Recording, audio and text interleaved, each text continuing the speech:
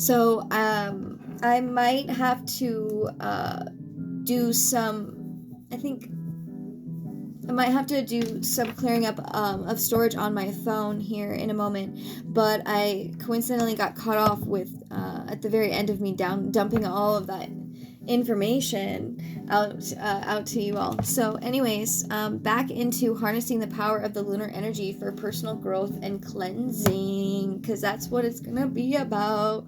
Release and let go to embrace the energy of the full moon. So here we're going to go into, you might want to grab a piece of paper and a pen. We're going to go into what you want to do tonight, right now, starting right away. Okay, starting right away. So write any habits, thoughts, or emotions that you want to release onto a piece of paper. Now, I'm going to try these because I made this paper for this reason. Because, first of all, I think it's really fucking cool. But also, I made this paper. So for me personally, I'm going to be using this paper tonight to write down my habits, thoughts, and emotions that I want to release onto this piece of paper. And then you can actually do a lot more than just that. I can get into some other things, but that's just one idea that you can do. Write any of those habits, thoughts, or emotions down that you want to release onto the piece of paper, and then safely burn them under the moonlight. Okay? It's a symbol of letting go. And also, I think I wrote all this stuff down, so I'm not going to get too ahead of myself because I've been really good at writing things down so I don't have to squirrel brain all over the place, because I'm really excited, you guys. I'm super excited about this. So you're going to want to meditate for balance. Do a simple meditation or find a guided meditation. That's always the best that I find for me. I find a guided meditation on YouTube. Sometimes I will just kind of use my phone like a universe jackpot, like ching ching. I'll go like that on my YouTube screen, home screen, to bring in something new, but at the same time I'll ask the universe, like, hey, I need something for this, or I need something for that, and the next thing that comes on my screen always is what I need to do in that moment. Okay, maybe you need to do a meditation, but before you do the meditation, you need to do this stuff. You need to come down, or maybe it's vice versa for you, maybe you are farther along in your spiritual journey and you already know the habits and the thoughts and the emotions because you've been working on them, or you don't and you're new and you don't exactly know. So you need to sit down for a minute and just pay attention to the thoughts that are coming to your mind. That's going to be the first thing that's going to help you immediately, to help you get to the bottom line of what it is that you're actually manifesting, to get to the root and the bottom of actually what vibe you're going to be bringing into the new year. Because if you're really confused about that and you really don't know where you're at, definitely don't get here and be like, oh my god, what am I gonna do? I don't even know what the fuck this chick's talking about. Definitely don't do that. Definitely just focus on any of the habits. If that's one of the habits that you're seeing as a reoccurring event in your mind, write that shit down. Control over my sporadic thinking, or get really detailed with it as well. The universe really likes when you get super detailed about what it is that you want. And the next thing that you're doing with this is you're adding the action behind it, because you're letting it go. You're sitting with it, you're letting it go. So in my opinion, I think it would be great to write stuff down. If you are really going through a hard time, like some of you might be, because these energies are really, really intense. And I know for myself, there's been times where I haven't even been able to leave the house, leave my room. And especially if I don't have the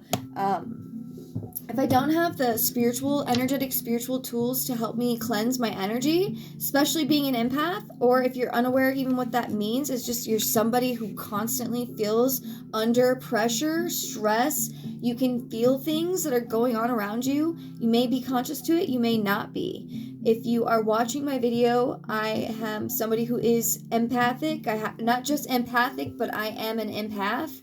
I can pick up on the subtle energies, the subtle frequencies, not only from the people within my vicinity, the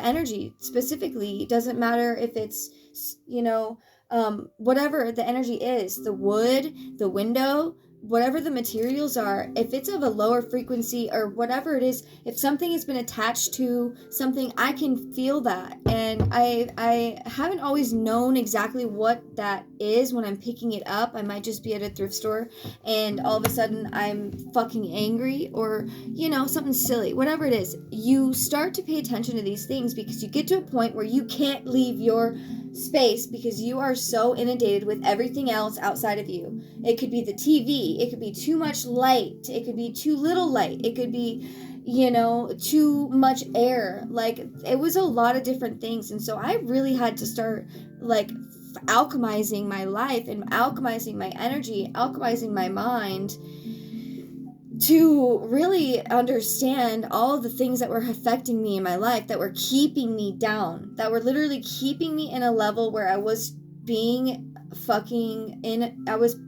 I felt like I was imprisoned by life. Everything affected me. And so I had to get to the point where I didn't want that anymore. So I decided that I needed to understand frequencies, understand what it means when you're hyperventilating. What is it masking? What are all of these things? So finally, I've gotten to this point now where I'm definitely not perfect, and I never will be, and I don't aim to be. What I do aim to be is more caring and compassionate with the understanding of how that works and how it affects me, and I move through my life in that way. And that's it. And I don't feel a victim of my life anymore. And I don't feel a victim of other people's energy or the way that the things that they say might affect me. I don't. Somehow I feel like I've woken up in the last couple of weeks, especially, where I have mastered the moments where I am able to walk into any moment and control my own energy, so much so that maybe I can add to the whatever is going on in that moment, whether it be the person's whatever it may be. I'm coming at it from a higher self, meaning that I'm connecting to the bigger picture in the moment, and I'm not allowing my ego to take over and take control of, the situation by allowing that person's snide comment or lack of awareness, their unconsciousness, and the way they function in life affecting me. Because at the end of the day, the way that somebody reacts or even attacks, I hear, or the way that somebody projects onto you isn't you.